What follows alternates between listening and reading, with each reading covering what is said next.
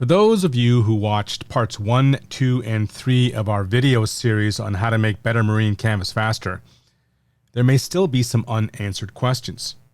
For example, how do you deal with cutouts for cleats, flaps, flanges, grommets, snaps, or zippers? Or perhaps zippers in which the length spans across multiple pattern pieces.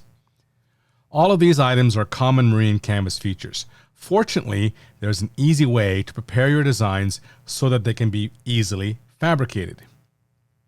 The first step is to capture the geometry and location of these features with the Proliner. Here is the point and curve network, clearly demarcating the locations of certain features.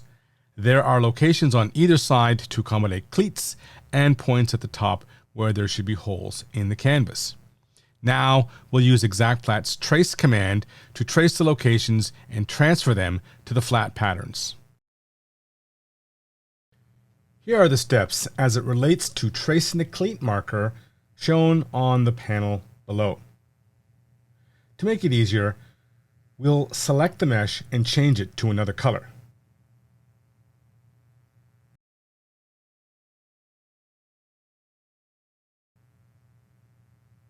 This will make it easier to see the cleat marker on the background color. There we go. Next, we'll project the feature we want to trace onto the panel.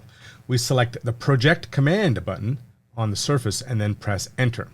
The cleat projection will then turn yellow, indicating it has been projected onto the surface. Next, we're going to flatten the panel in question. To do this, we use the ExactFlat Flatten command.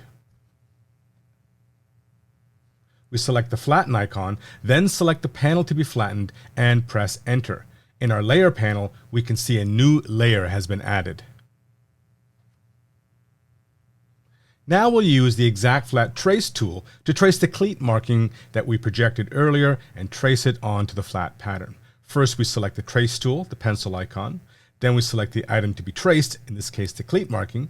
Then we select the surface onto which the marking should be traced. A dialog box will pop up with an adjustable setting which will change to 830 and press Enter.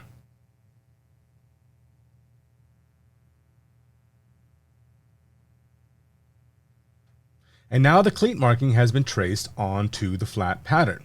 In this way, we can trace any curve onto any surface and transfer the tracing from 3D part to 2D flat pattern. Let's have a look at this marking on the 2D pattern. Let's just turn off these layers. Change our viewport to top viewport, zoom in, and there we can see the panel piece with the marker traced onto it. This will appear as a layer in the DXF and can be used for cutting, or it can be used as a marking with the pen tool on a cutter or on a plotter. And that's how we do it.